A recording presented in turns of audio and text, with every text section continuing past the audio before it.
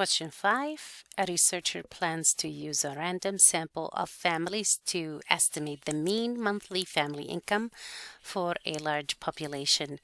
The researcher is deciding between a 95% confidence level and a 99% confidence level. Compared to a 95% confidence level, a 99% confidence level will be in this case, we're not discussing precision or sounding precise. We are discussing how small or big the interval is going to be. So the first option says here wider N would involve a smaller risk of being incorrect, which is the correct option here. So the more the confidence, the wider the interval is going to be, and we're going to have a very small risk of being incorrect.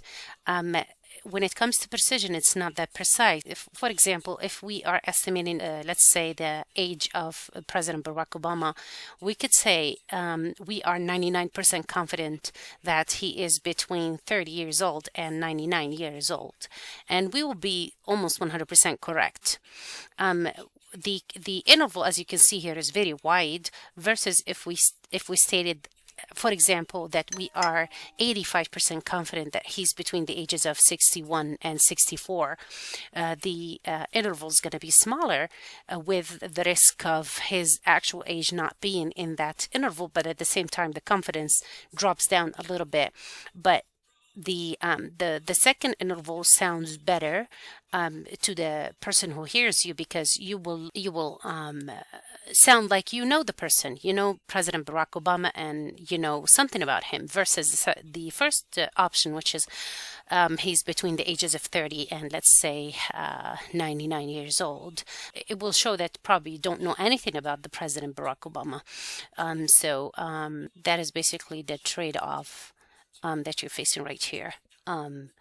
Whether using a higher confidence level, the interval is going to be wider, the risk of the prediction to not be in the predicted interval is very small, versus if you make the confidence level lower, the interval is going to be narrower with a larger risk of being incorrect. However, precision is different, so it's going to be the narrower interval will be more precise than the wider interval for sure. So that basically is the trade-off here.